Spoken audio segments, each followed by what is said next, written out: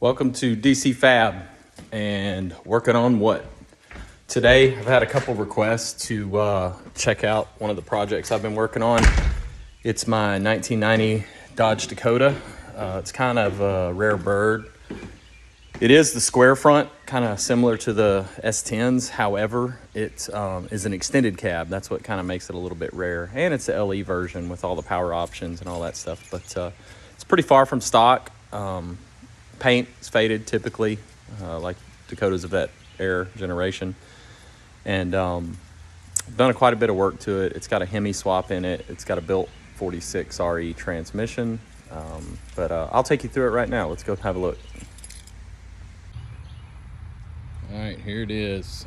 1990 Dodge Dakota LE. Square front.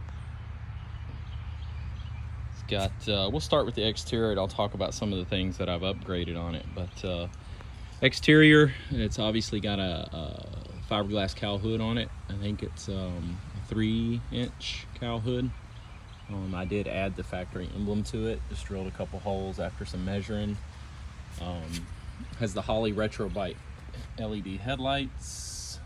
They're very nice actually. The beam pattern's really good on them. It's lowered on Beltec 2-inch spindles and QA1 coilovers. The coilovers actually they fit the GM cars, so like your A and B body cars with the tapered coil spring, where the spring still sits in the pocket in the truck, and then the lower coilover just mounts where the normal shock would on the lower control arm. But American Racing 18-inch wheels. I think they're 18 by 8s in the front and 18 by 10 in the back. 275 tires. It's got the full Holley Hooker Blackheart conversion for the HEMI swap. I'm also running the Roadmaster active suspension, which if some of y'all aren't familiar with that, it's really cool. I've run it on several trucks.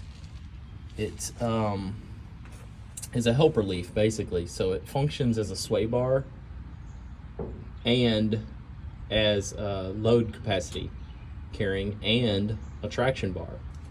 It helps tremendously with wheel hop. But Roadmaster active suspension on that. Part of the Beltec swap was the shackles and hangers. Front and back factory leaf springs. It's got the factory rear end in it, the 8 1/4 I believe. But hadn't had any issues with it. I don't know what kind of power I'm making. We were supposed to get it on the dyno this week, but we haven't. But according to the fueling and the map, should be around 400 at the wheel. So we'll have a look at that and I'll post the results of that. But it does have a lunchbox locker in the rear diff. And what I mean by lunchbox is the little power tracks unit where you don't have to remove the gears and stuff to get it in. You just take the cover off, take the spider gears out and put it in. But has a custom hitch, stealth hitch, check them out. This is just a custom fab bar that I made, put it in. But the stealth hitch mounts perpendicular to the ground. The receiver goes into that little block right there and clears the roll pan, which is also custom. I'll back up and let you have a look at that. Kind of a splitter / roll pan. I've got the 7-pin trailer wiring coming out here that I can adapt and get to pretty easily. But yeah, there's the back. I found some new original taillights with the chrome bezel on them, which I kind of dig, so rocking that instead of the blacks. One piece rear glass I swapped just because the factory sliders always leak, so I swapped that out. And yeah, here's the back of the hood. It's unfinished still, so let's have a look inside. Inside of the Dakota, it does have the wood grain. I've got a couple extras that I found that are in really good condition, and when I say wood grain, I mean it's just a faux plastic finish. But I did get the Forever Sharp steering wheel and finished it in the same stain, or at least as close as I possibly could to the steering wheel, just to add a little element of carrying the theme through. Factory door armrests are always screwed on these Dakotas. They just, you know, I mean, over time it's a 90, so they just get messed up. So I made these out of oak, and obviously stained them. A little piece of starboard underneath there, just to give it a little black accent line on there. But I think it turned out pretty good. Not too much, but looks flows pretty good in my opinion. New carpet, Auto Custom Carpets. I recommend going to the company called OC Carpets. They have a really good price on the Auto Custom Carpets. You can get any color you want. You can have text added. It comes with or without the jute mat underneath, but definitely OE quality, and very affordable. Corbeau buckets. Yeah, a little deep, a little cumbersome getting in and out, but overall very supportive, keeps you in place. Rear seat delete. Took the rear seats out, the bases of them anyway, and just running the storage compartments back there. First ratchet shifter. It is a reverse manual 46RE. It has a Cope Racing full manual valve body. And what that means is you basically have to shift it like a manual. You go 1, 2, 3, 4, and then if you slow down, you obviously go 4, 3, 2, 1. So you have to manually put it in any gear. I mean, it'll sit and idle on the torque converter on if you stop in like 4th gear, but you're gonna catch hell trying to take off, especially with a little bit of a loose converter. I think I have about a 3000 stall converter in it. It does have the tilt wheel, which is pretty cool. Got a little toggle array where the radio went. Heat and air work pretty good. Let's see. Company called Revision Raceworks made the 3D printed dash bezel that just bolts into where the factory dash bezel went.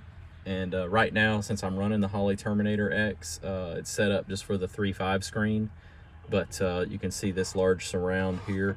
It's for the 6.8 digital display, which I will eventually end up getting once they become available again. They're just back ordered right now. So Holley, it's pretty nice having it center mounted like that. Let's see if I can get it to pop up. There you go. So it's configurable. I can change, you know, what I'm seeing and what I'm not seeing, but pretty cool there. I'll get you under the hood. So here we go. It is a 5.7 out of a 2007 Charger RT. It has the later model Eagle heads on it, so the 2009 and up, I believe. Maybe it's 11 and up, I can't remember, but they are CNC ported with big valves as well, so not only do they flow better, but they're CNC ported, so got lots of room for airflow. I've got the Holley high ram. I ended up using, there's not much clearance here for the center snorkel to come straight out because of the radiator clearance. It put the throttle body like almost right on the radiator. So I got the top hat that is normally for Mustangs and things like that, but seems to work well in this configuration. So I can bring the intake over. There's my Terminator X. It's safe to mount them in the engine compartment as long as they're not in direct flow of water or anything. And I stood the bracket off a little bit, so if water does come over the lip, it goes down behind it, not on it. So yeah, so that's it. Just mild built. Really like the catch can setup. It's actually a PVC catch can by Mighty Mouse Solutions. Very impressed with it. Very high quality. It's indexable. It's you can get with or without the PVC function in it, or PCV, excuse me. This is a car, not plumbing. And works very well for what I'm doing, and that way I can eliminate the factory PCV system that was problematic and very restricted actually. So the Hooker Blackheart headers, like I said, all tie in. Very nice, lots of clearance. Still working out my input outputs for the Holley. I'm doing fan control and some other things. Those are not wire nuts. Those are crimp connectors there that are actually crimped on. So don't be confusing me for using wire nuts. Got an E85 gauge. Who knows? One day it may be boosted and running the corn. So we'll see. But so that's underneath it. Here's the hood. Unlimited glass products. Limited racing products. They still make them for these square nose Dakotas as well as some of the other ones. Underneath, I did end up going with the Holley. Oh yeah, my water pump is weeping out of the weep hole. I have a new water pump on the way, so that's going to be here tomorrow, so I'll get that changed. But the water pump is off the original donor car of the 2007, and it's weeping out of the weep hole. But really like the Holley pan. It's proven to be very nice. It stopped leaks because it's O-ringed instead of a gasket. I'll get you under here. And then I bought the B&M pan, deep sump fin transmission pan, because it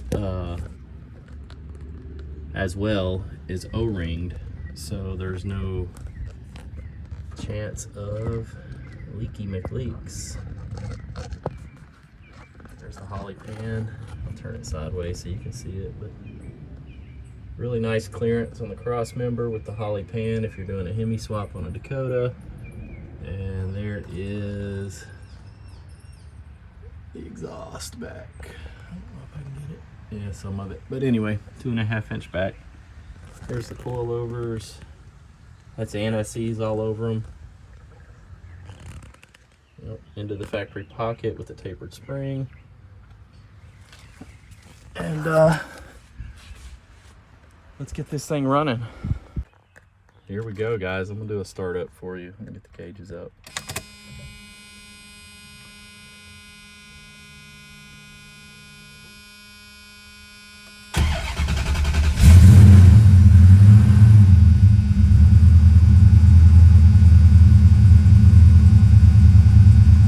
Definitely a cold start. Disregard the oil pressure. I've got to do a sensor offset on that. But I verified it with the gauge. It is at 100 psi. A lot of these newer engines, that's a little alarming, but it'll settle down after it warms up and gets a little thinner. I don't want to go to an any thinner oil, but it's fine. I did some research, talked to some techs, and it likes to stay at around 60 psi cruising and jumps up close to 100 anytime you're in wide open throttle type situation.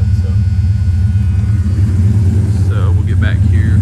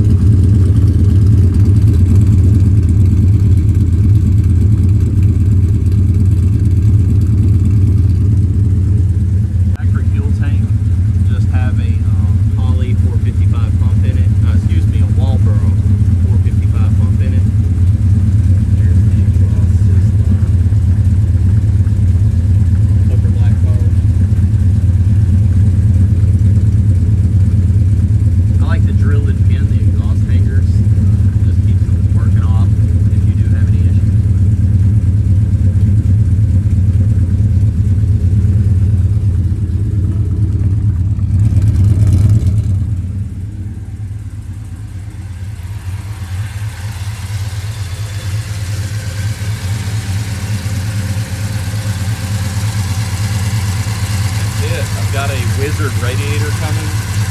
They do have an application for the Dakotas. I'm doing a custom shroud for a custom fan setup that I want on it.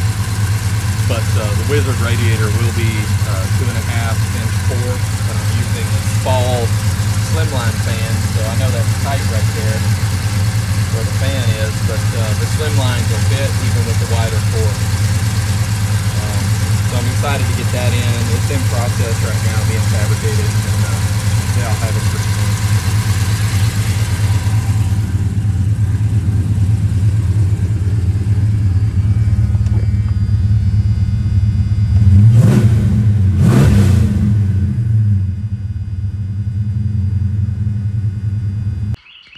Hey, thanks for checking out the content.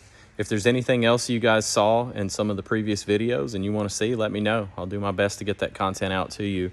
In the meantime, like and subscribe. Let people know if there's something you like or think you want to share. And we'll see you next time.